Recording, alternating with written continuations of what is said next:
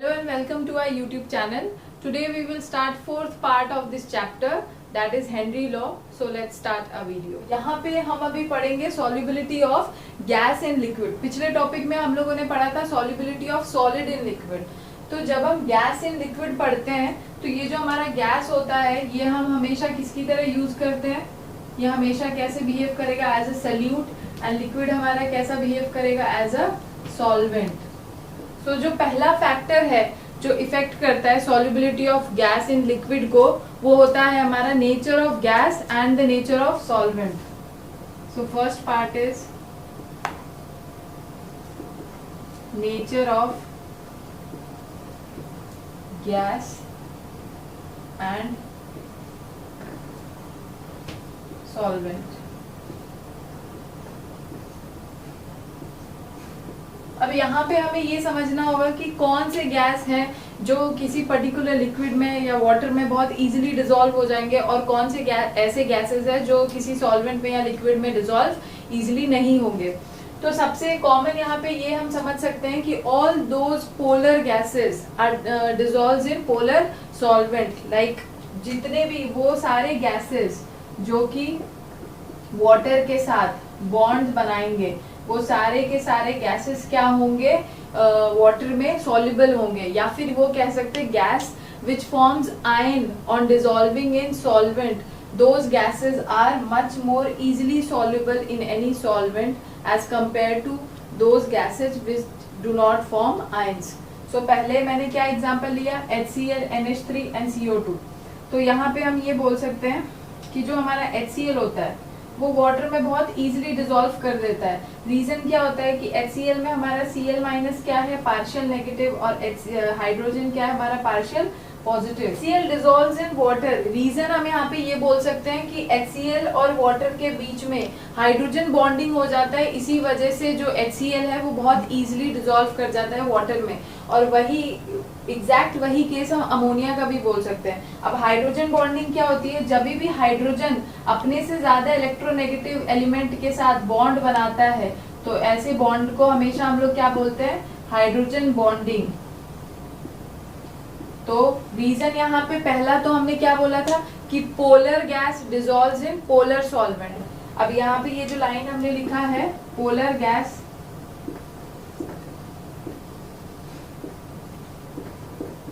dissolves in polar solvent. तो because polar चीजें polar में डिसॉल्व होती है, नॉन पोलर में डिसॉल्व होता है. अब पोलर बिकॉज ये दोनों का नेचर एक जैसा है इसीलिए सेम नेचर वाले एक दूसरे के साथ बॉन्ड बनाते हैं. और एक रीजन हम ये भी बोल सकते हैं कि HCl और वाटर में बिकॉज हाइड्रोजन बॉन्डिंग होती है इसीलिए HCl can easily get dissolved in water. और एग्जैक्ट वही एग्जांपल अमोनिया में भी हम लेंगे.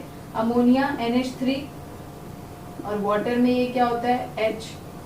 ये क्या हो जाएगा पार्शियल पॉजिटिव और ये क्या हो जाएगा हमारा पार्शियल नेगेटिव.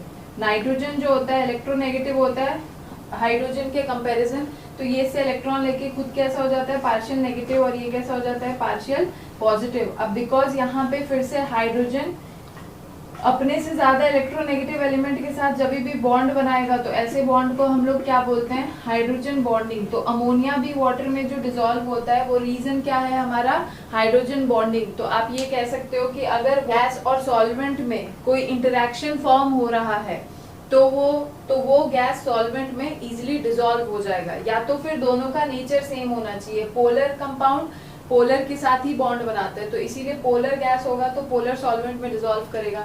एक रीजन यहाँ पे हम ये भी बोल सकते हैं all those gases which form ions in the solvent are more soluble as compared to those gases which do not form ions in the solvent. जैसे कि अमोनिया एंड CO2 है, ये जो होते हैं ये वाटर के साथ जब भी डिसॉल्व होंगे तो NH3 जब भी वाटर के साथ मिलता है तो हमेशा क्या बनाता है NH4 प्लस OH माइनस. और एग्जैक्ट वही चीज होता है कार्बन डाइऑक्साइड के साथ.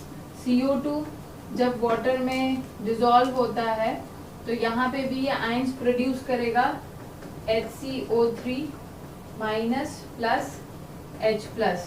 तो यहाँ पे सिंपल रीजन आता है, पोलर गैस पोलर सॉल्वेंट में डिसॉल्व होगा, और दूसरा all those gases which form ions in the solvent are more easily get dissolved in water as compared to those which do not form ions। अब यही होता है कि O2, N2 and H2 these gases are not soluble in water। reason is कि oxygen, nitrogen and hydrogen जो होता है वो नॉन पोलर होता है, तो non polar water because polar है तो उसमें डिसॉल्व नहीं करेंगे। तो यहाँ पे हम लिख सकते हैं कि O2, N2 and H2 do not dissolve in water as they are non-polar। तो अब हम सेकेंड फैक्टर पढ़ेंगे, that is effect of temperature. हम जब गैस को सॉल्वेंट में डिसॉल्व करते हैं या किसी लिक्विड में, तो टेम्परेचर का क्या रोल होता है। So second factor is effect of temperature। अब यहाँ पे मैं सबसे पहला पॉइंट ये बताना चाहूंगी कि dissolution of gas into a liquid is just like a condensation process. जैसे कि हम लोगों ने पढ़ा था, कंडेंसेशन प्रोसेस क्या होता है, changing of gas into a liquid. तो जब भी कोई गैस किसी लिक्विड में डिसॉल्व करता है तो that process is similar to a condensation process. अब रीजन क्या है मैं आगे समझाऊंगी। सबसे पहला पॉइंट हम ये लिखेंगे, dissolution of gas into a liquid is like a condensation process।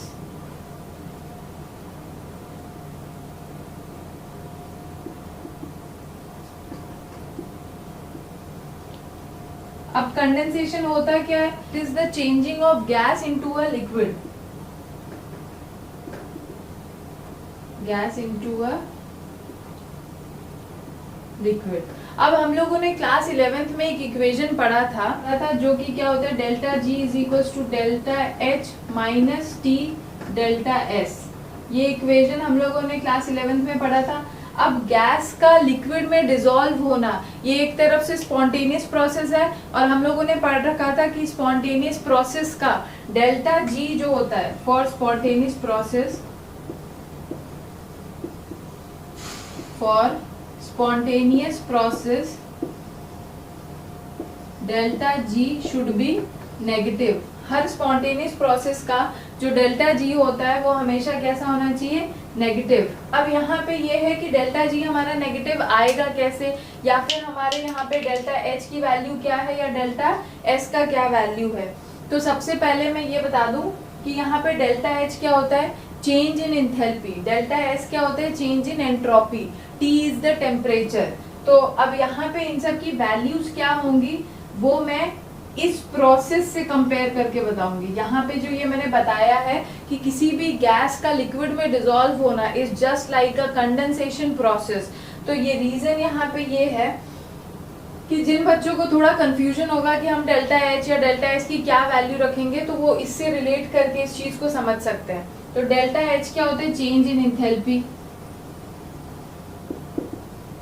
Change in enthalpy. अब इसकी वैल्यू पॉजिटिव भी हो सकती है और नेगेटिव भी हो सकती है। अब यहाँ पे ये है कि इस रिएक्शन में जब गैस किसी लिक्विड में डिसॉल्व होता है तो यहाँ पे डेल्टा H की वैल्यू क्या होती है ये हमें नहीं पता है। तो एक बात समझो, अगर कोई भी गैस लिक्विड में चेंज हो रहा है, मैंने क्या बताया कि गैस का लिक्विड में डिसॉल्व होना है जस्ट लाइक अ कंडेंसेशन प्रोसेस, और कंडेंसेशन प्रोसेस होता क्या है, गैस का लिक्विड में बदलना। तो जब कोई गैस गैसियस फॉर्म में रहता है तो गैसियस फॉर्म में जो मॉलिक्यूल्स होते हैं वो एक दूसरे से बहुत दूर दूर रहते हैं, लेकिन जब वो लिक्विड में चेंज होते हैं तो लिक्विड में फोर्स ऑफ अट्रैक्शन क्या होता है, बढ़ जाता है।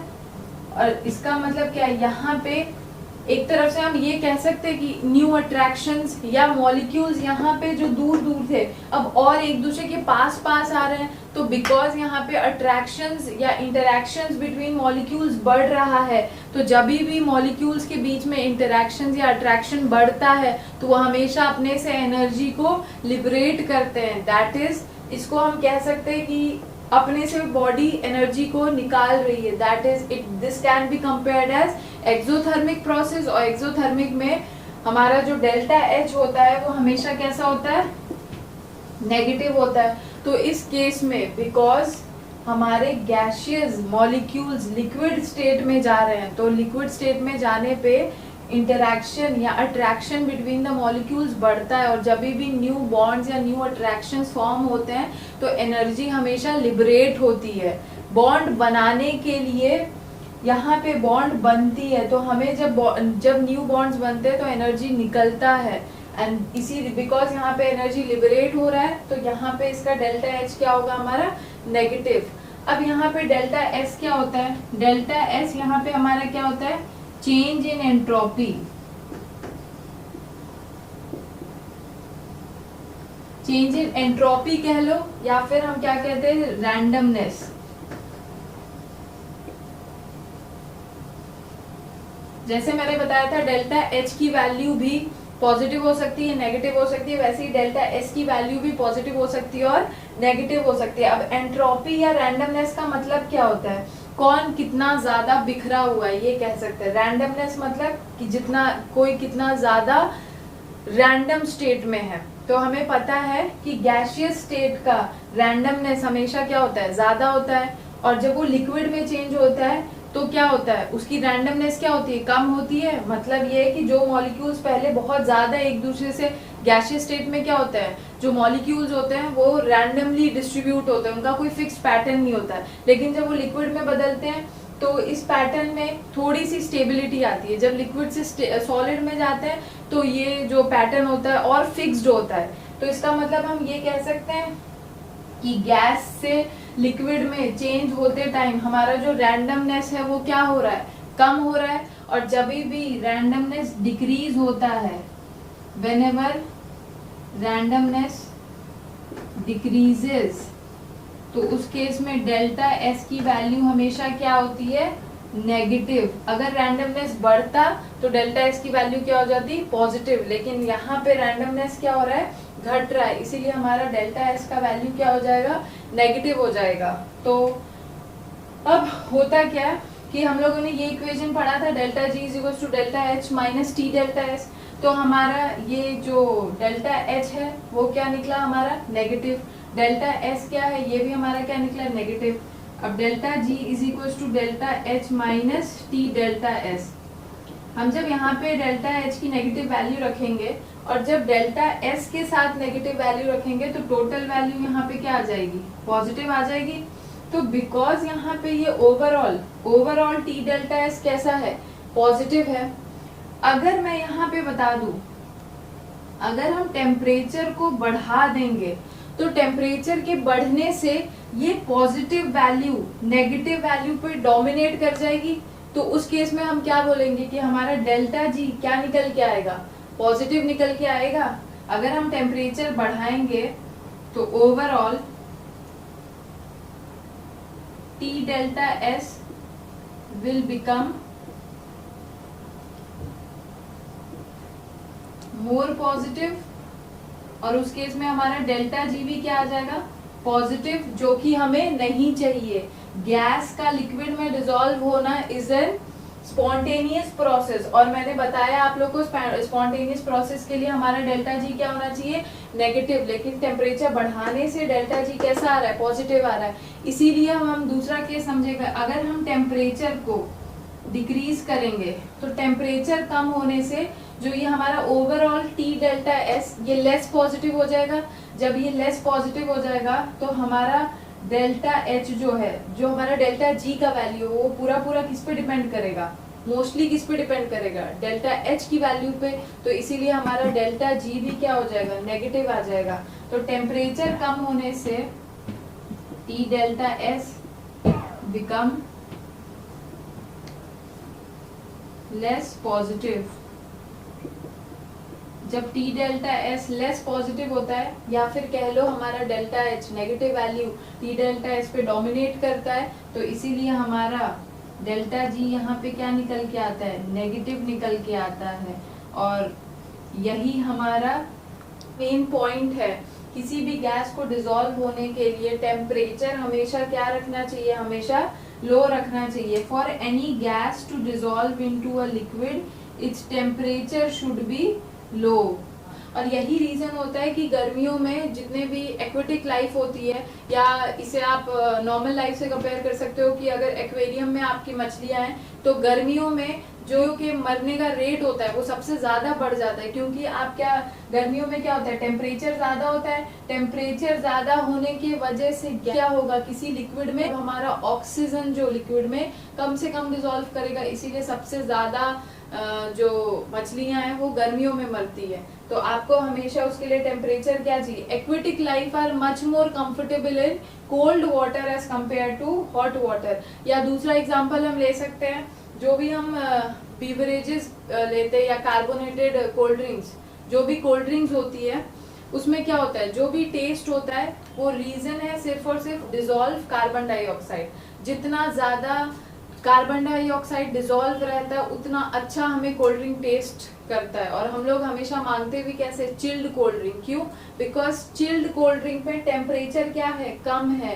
टेम्परेचर कम है तो उतना ज्यादा ही कार्बन डाइऑक्साइड उसमें डिसॉल्व होगा पर्टिकुलर लिक्विड में, और उतना ज्यादा वो हमें अच्छा टेस्ट करता है। कभी भी हम गर्म कोल्ड ड्रिंक या फिर कोल्ड ड्रिंक खोल के आप थोड़ी देर बाद उसे रूम टेम्परेचर पे रख दो, और उसके बाद अगर आप उसे टेस्ट करोगे तो वो बिल्कुल नॉर्मल स्वीट वाटर की तरह लगता है। रीजन क्या है, टेम्परेचर है।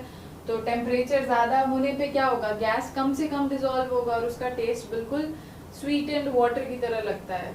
इसीलिए किसी भी गैस को लिक्विड में डिसॉल्व करने के लिए हमारा टेम्परेचर जो है वो कम होना चाहिए। आई होप ये समझ आ गया होगा। तो अब हम तीसरा इफेक्ट पढ़ेंगे, that is effect of pressure, और उसी में हम लोग पढ़ते हैं अपना हेनरी लॉ।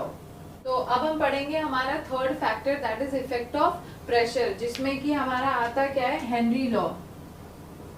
अब हमने यहाँ पे क्या किया है, कि एक हमारा सिस्टम है जिसमें कि हमने यहाँ पे ये this is our solution, and मतलब ये कह सकते हैं ये हमारा लिक्विड फेज है, एंड ये हमारा क्या हो गया, गैसियस फेज। और ये हमने ऊपर क्या लगा रखा है, पिस्टन लगा रखा है। हेनरी थे जिन्होंने सबसे पहले ये बताया था कि what is the effect of pressure on the solubility of gas in liquid. अब यहाँ पे होता क्या है, लिया है जिसमें कि lower part of the system is the liquid part and upper part is the gaseous part. Suppose करो ये इक्विलिब्रियम में है, ये जो हमारा सिस्टम है ये किस में है, इक्विलिब्रियम में। दैट इज इक्विलिब्रियम में ये कहने का मतलब है कि रेट ऑफ gaseous particle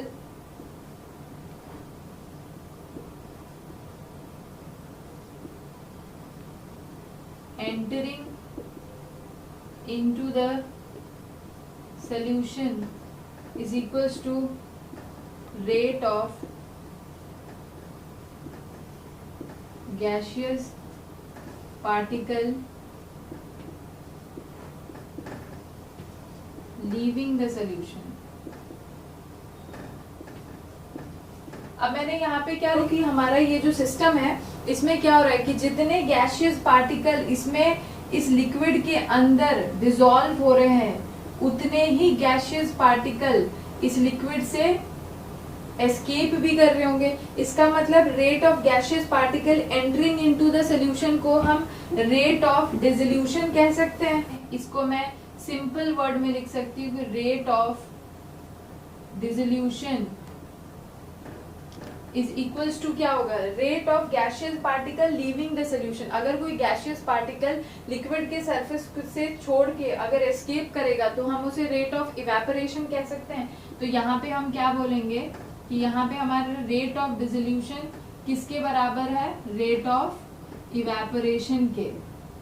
अब यहाँ पे होता क्या है, ये हमारा पहले हमने ऐसा सिस्टम ले रखा है जो कैसे में है, इक्विलिब्रियम स्टेट पे है। इक्विलिब्रियम स्टेट कहने का ये मतलब है कि जितने गैशियस पार्टिकल इसमें एंटर कर रहे हैं उसी रेट पे उतने ही गैशियस पार्टिकल उस लिक्विड के सरफेस को छोड़ के गैशियस फेज में जा रहे होंगे। That is rate of dissolution is equals to rate of evaporation. अब हम करते क्या है कि यहाँ पे सिर्फ एक मास रख रखा था, अब हम क्या करते हैं, प्रेशर के इफेक्ट को शो करने के लिए हम इसी सिस्टम मास को क्या करते हैं, बढ़ा देते हैं। तो अब यहाँ पे हमने मासेस को क्या किया है, बढ़ा दिया है। तो यहाँ पे जैसे ही मास बढ़ता है तो यहाँ पे मास के बढ़ने के वजह से क्या होगा, प्रेशर बढ़ेगा। तो अब ये पिस्टन जो यहाँ पे था, पहले ये जो पिस्टन यहाँ पे था, अब वो शिफ्ट करके क्या हो गया और नीचे की तरफ आ गया। तो as we increases the mass, mass के इंक्रीज करने से क्या होता है, प्रेशर बढ़ता है। अब प्रेशर बढ़ने के वजह से वॉल्यूम जो होगा, ये जो गैशियस पार्टिकल पहले इतने वॉल्यूम में फ्रीली घूम रहे थे, अब उनको उतने ही गैशियस पार्टिकल का वॉल्यूम जो हो गया है वो कम हो गया है। तो यहाँ पे प्रेशर बढ़ने के वजह से वॉल्यूम यहाँ पे क्या होता है, डिक्रीज हो जाता है। तो हम ये कह सकते हैं वॉल्यूम जितना कम होगा उतने ज्यादा गैशियस के पार्टिकल लिक्विड के सरफेस के साथ इंटरैक्ट करेंगे।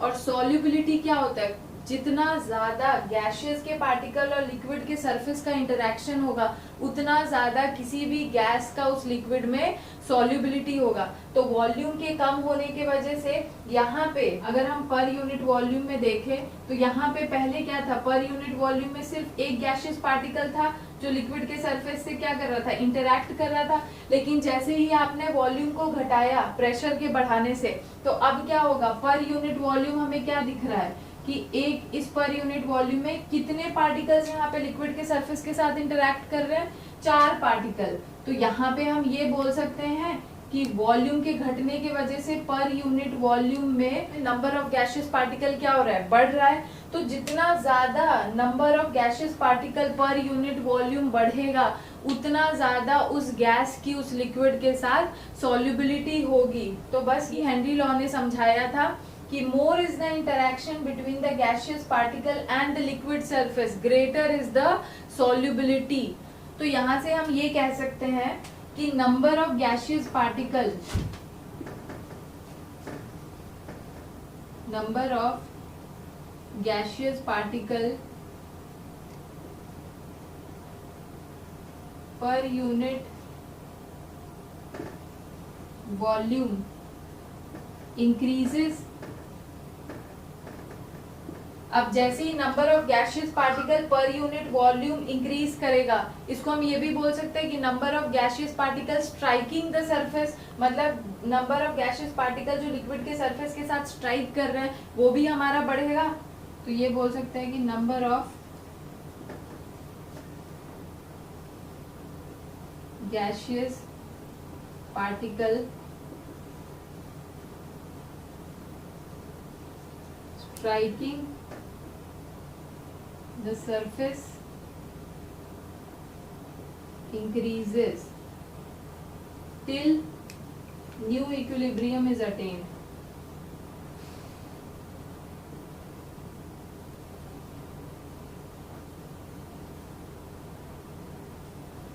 तो अभी मैंने क्या बताया कि number of gaseous particle per unit volume increase करना या number of gaseous particle liquid के सरफेस के साथ इंटरैक्ट करना अगर वो बढ़ेगा तो हम ये भी बोल सकते हैं कि सॉल्युबिलिटी बढ़ेगी। तो यहाँ पे हम हेंस ये कंक्लूड कर सकते हैं कि प्रेशर के बढ़ाने से सॉल्युबिलिटी भी क्या होती है,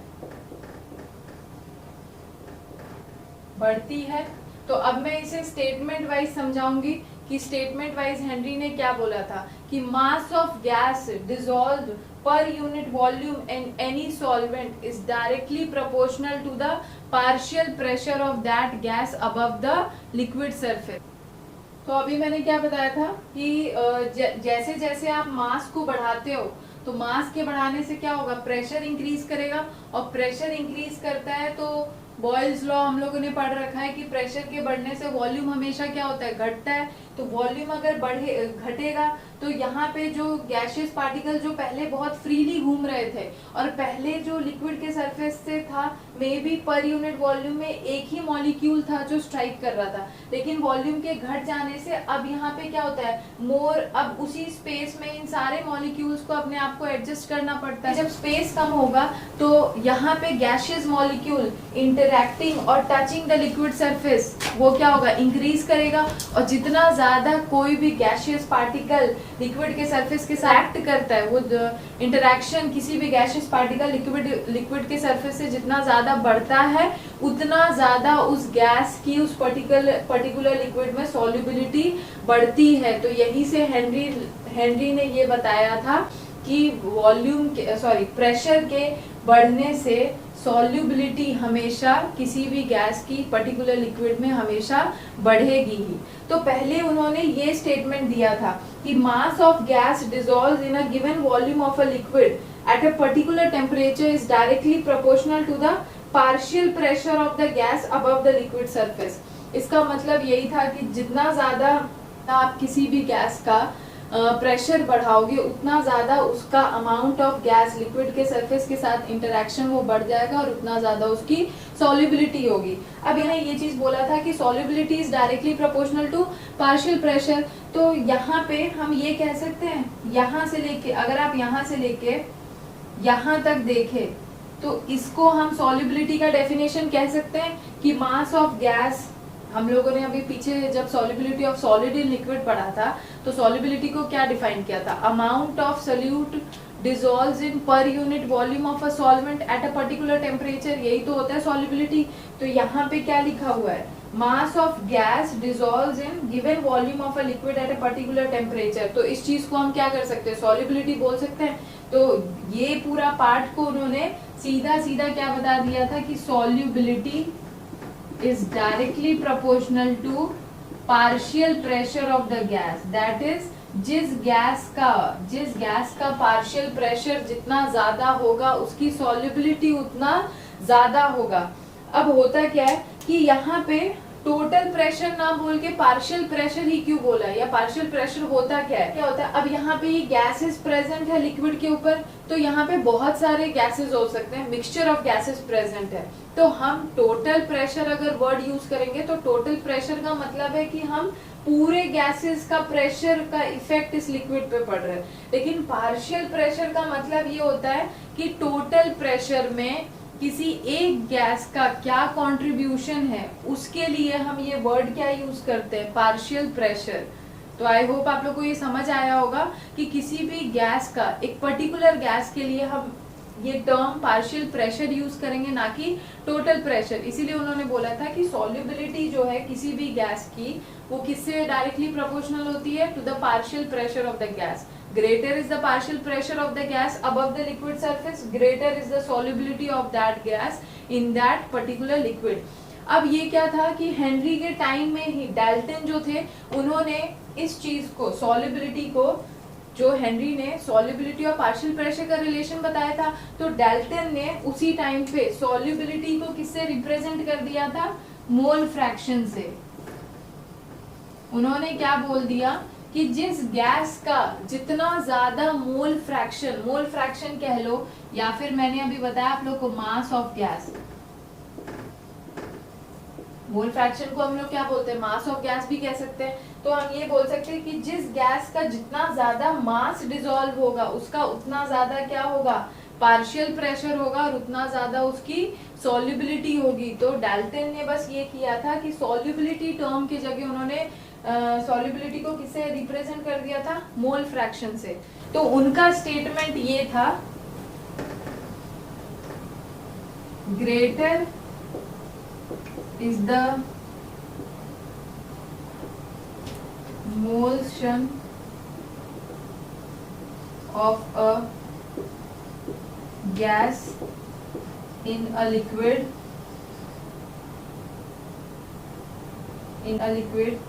greater will be the partial pressure of that gas of that gas above the liquid surface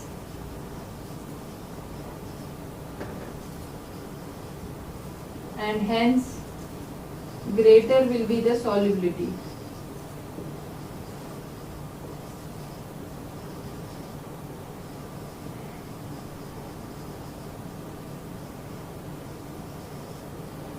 तो यहाँ पे मैंने क्या बताया कि डाल्टन ने क्या बोला था कि जिस गैस का जितना ज्यादा मोल फ्रैक्शन होगा उसका उतना ज्यादा क्या होगा, पार्शियल प्रेशर होगा. जिस गैस का मास डिसॉल्व जितना ज्यादा होगा, या फिर आप उसे मोल फ्रैक्शन के टर्म में बोल सकते हो, जिस गैस का जितना ज्यादा मोल्स के फ्रैक्शन किसी लिक्विड में प्रेजेंट होंगे उस गैस का partial pressure above the liquid surface उतना ही ज्यादा होगा, और जितना ज्यादा पार्शियल प्रेशर होगा उस गैस की सॉल्युबिलिटी उतनी ज्यादा होगी उस पर्टिकुलर लिक्विड में. तो हेनरी ने सॉल्युबिलिटी और पार्शियल प्रेशर को एक दूसरे के साथ रिलेट किया था.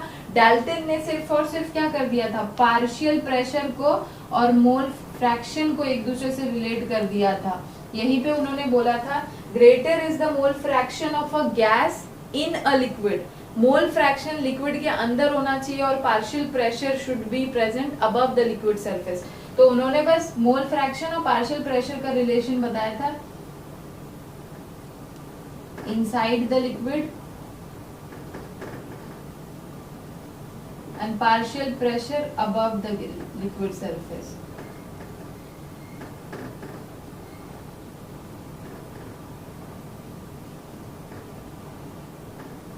तो यही था हमारा डाल्टन का स्टेटमेंट. अब यहां से हम ये लिख सकते हैं, दैट इज हमें पता है कि जब भी प्रोपोर्शनैलिटी का साइन हटता है, मैं ये लिख सकती हूँ partial pressure is directly proportional to the mole fraction. Greater is the mole fraction, greater will be the partial pressure and greater will be the solubility. तो यहाँ पे जब ये proportionality sign हटता है तो यहाँ पे constant आता है, and that constant is known as Henry's constant.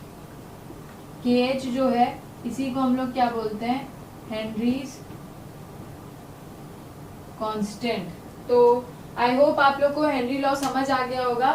Henry law में मैंने सबसे पहले ये बताया था कि हम एक लिक्विड, एक सिस्टम को कंसिडर करेंगे जिसमें कि दो पार्ट होगा. Lower part is the liquid phase and upper part is the gaseous phase. सबसे पहले क्या होता, और ये ऊपर इसके ऊपर क्या प्रेजेंट होता है, पिस्टन. अब हम करते क्या है कि प्रेशर के इफेक्ट के लिए हम धीरे धीरे क्या करते हैं, मास को इंक्रीज करते हैं.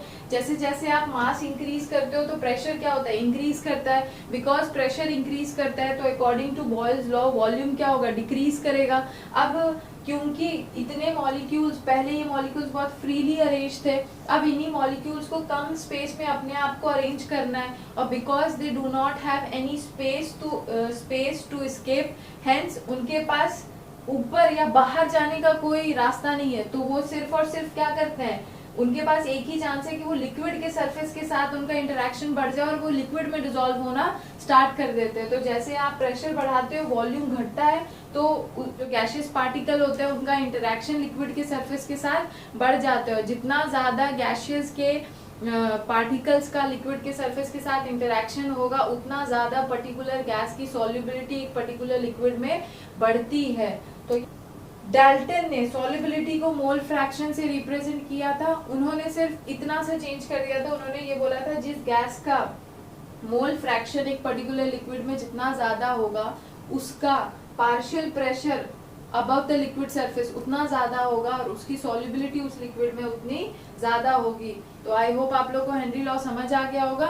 तो हम आगे इसका ग्राफ एंड इसकी यूनिट क्या होती है वो समझें. तो ये हमारा क्या है, Henry law. That is, greater is the mole fraction of a gas in a liquid, greater will be its partial pressure of that gas above the liquid surface, and hence greater will be the solubility of that gas in a given liquid. अब मैंने बताया था ये हमारा क्या होता है, Henry constant. इसे हम लोग क्या बोलते हैं, हेनरीज कांस्टेंट. अब इसकी यूनिट क्या होती है, हमें यूनिट निकालना है. तो KH इज इक्वल टू हम क्या लिख सकते हैं, P अपॉन x लिख सकते हैं, जो partial pressure upon mole fraction करेंगे, बिकॉज हमें पता है कि मोल फ्रैक्शन कैसी क्वांटिटी होती है, this is a unitless quantity. तो इसका मतलब जो यूनिट पार्शियल प्रेशर की होती है वही सेम यूनिट हमारा क्या हो जाएगा, हेनरी कांस्टेंट की यूनिट होगी। और पार्शियल प्रेशर की यूनिट क्या होती है, ATM, bar, mm of hg या फिर टॉर कह सकते हैं। तो इसका मतलब हम क्या बोलेंगे, इसकी यूनिट क्या होगी, ATM, bar, mm of hg and torr. तो और यहाँ पे अगर लिखना है तो हम ये लिख सकते हैं,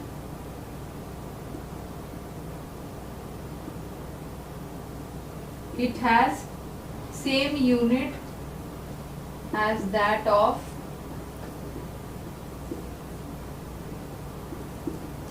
पार्शियल प्रेशर। अब यहाँ पे होता क्या है कि जो इसका ग्राफ है, कि इसका ग्राफ कैसा बनेगा, तो यहाँ से इस इक्वेशन को हम y is equal to M x plus c से कंपेयर कर सकते हैं। तो यहाँ पे P इज इक्वल टू क्या है, K H into X, K H into mole fraction. तो यहाँ पे y is equal to M X इसे कह सकते हैं, इसका जो ये c है इसकी वैल्यू क्या है, 0। तो हमारा ये जो ग्राफ बनेगा वो कैसा बनेगा, पासिंग थ्रू ओरिजिन। तो अगर हम कभी भी इसका ग्राफ बनाएंगे तो इसके y एक्सिस पे हमेशा क्या रहेगा, पार्शियल प्रेशर को प्लॉट करेंगे, एंड x एक्सिस पे कौन क्या रहेगा, मोल फ्रैक्शन।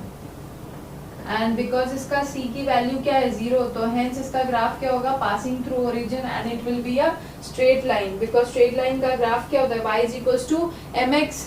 और यहाँ पे जो स्लोप ऑफ द ग्राफ है, ये m जो है वो स्लोप ऑफ द ग्राफ होता है। तो यहाँ से हम ये बोल सकते हैं कि इसका, इस ग्राफ का जो स्लोप है वो क्या दे देगा, slope of graph will be equal to k h. Slope of graph will give the value of k h. Slope of graph is equal to k h. अब यहाँ से हमें एक दो पॉइंट है जो एनसीईआरटी में लिखा हुआ है वो हमें समझना है। जैसे कि हम लोगों ने पढ़ा P इज इक्वल टू क्या होगा, के एच अपॉन मोल फ्रैक्शन। अब होता क्या है कि अगर जो ये हेनरी कांस्टेंट है, ये एक, इसकी वैल्यू जो होती है वो डिफरेंट गैसेस के लिए डिफरेंट वैल्यूज होती है, और डिफरेंट टेम्परेचर पे भी इसकी वैल्यू जो होती है चेंज होती रहती है। और ये जो मेनली है डिपेंड करता है नेचर ऑफ गैस पे, नेचर ऑफ गैस पे, then depends on nature of solvent,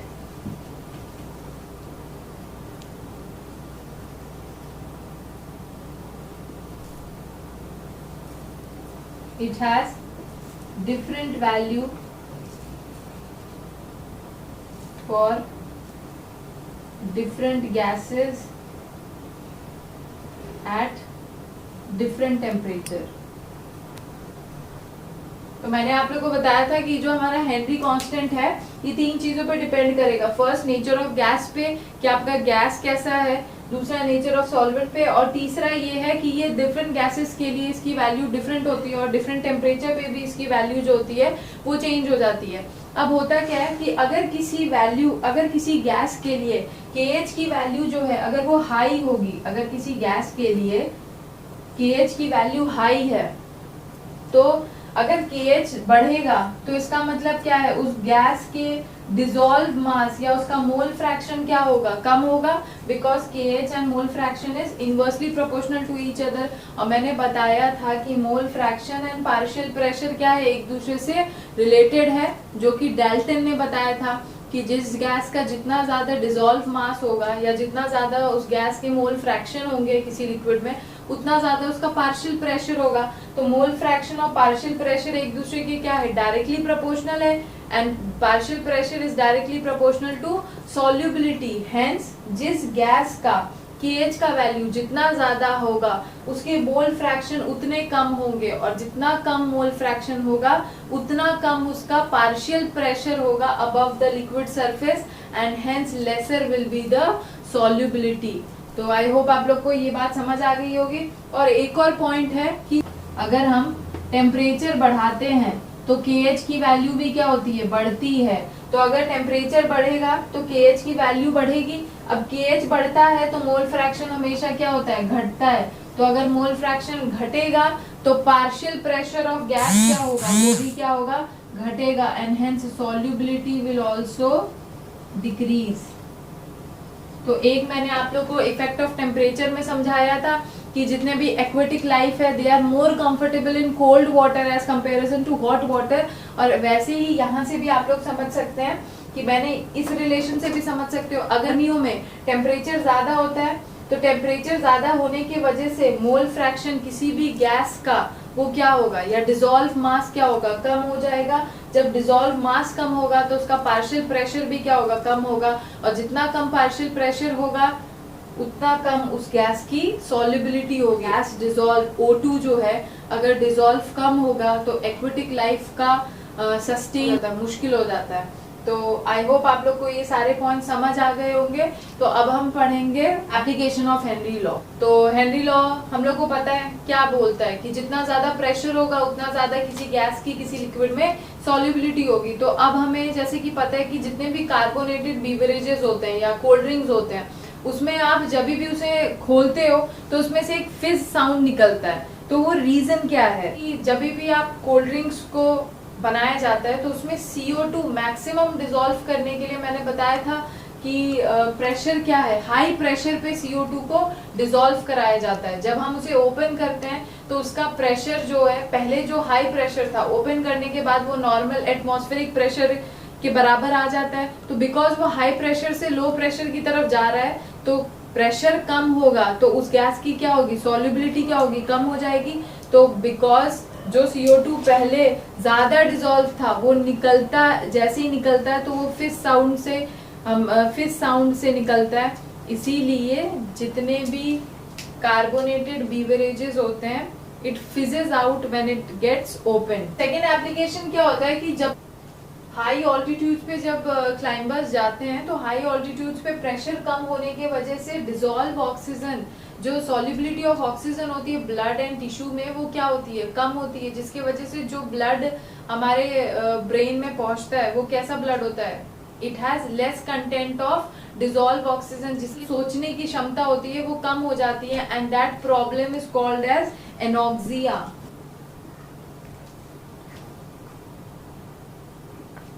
anoxia. तो अब हम तीसरा इफेक्ट पढ़ेंगे। अभी हम लोगों ने हाई ऑल्टीट्यूड्स का केस पढ़ा था क्लाइंबर्स का, कि क्लाइंबर्स जब ऊपर जाते हैं तो प्रेशर के कम होने की वजह से ऑक्सीजन का जो कंटेंट होता है ब्लड में, टिश्यू में, वो कम हो जाता है, जिसकी वजह से उनको एक प्रॉब्लम होती है, उनकी सोचने की क्षमता जो होती है वो थोड़ी कम हो जाती है and that problem is known as anoxia. अब हम डाइवर्स के बारे में पढ़ेंगे। जो डाइवर्स होते हैं, जो डीप सी डाइवर्स होते हैं, जब वो डेप्थ में जाते हैं, जो होता है डेप्थ पे प्रेशर जो होता है वो बढ़ता है। तो प्रेशर के बढ़ने की वजह से डिसॉल्व गैस की सॉल्युबिलिटी भी क्या होती है, बढ़ती है। तो सॉल्युबिलिटी ऑफ गैस इंक्रीजेस।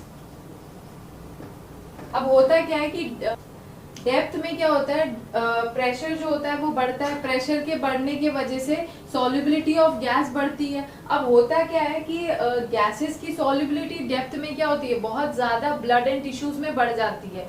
तो O2 जो होता है वो तो हमारे सेल्यूलर एक्टिविटी या मेटाबॉलिज्म में यूज होता है, लेकिन जो N2 होता है वो उसका हमारे बॉडी में एज सच कोई यूज है नहीं।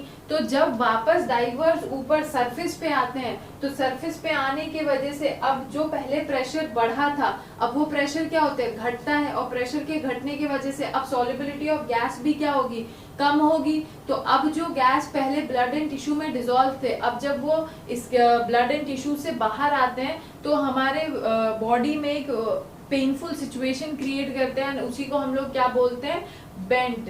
तो उस सिचुएशन को या उस चीज को कम करने के लिए जो डाइवर्स के सिलेंडर्स होते हैं उनमें ऑक्सीजन नाइट्रोजन के साथ साथ हीलियम गैस भी डाल दिया जाता है, because it is a lighter gas. उसका काम क्या होता है, वो पहला तो एक लाइटर गैस है एंड दूसरा उसका है कि वो N2 के कंटेंट को या कंसेंट्रेशन को कम करने के लिए हम हीलियम के गैस को डिसॉल्व करते हैं। क्योंकि अगर हीलियम गैस जब ब्लड एंड टिश्यू से एस्केप करेगा तो because it is a lighter gas, उनके मॉलिक्यूल्स छोटे होते हैं, तो वो उतना पेनफुल सिचुएशन नहीं क्रिएट करेगा जो कि ऑक्सीजन और नाइट्रोजन के अकेले होने पे सिचुएशन क्रिएट होता है। तो आई होप आप लोग को ये वीडियो समझ आया होगा, and if you like the video then please like, comment, share and subscribe. Thank you.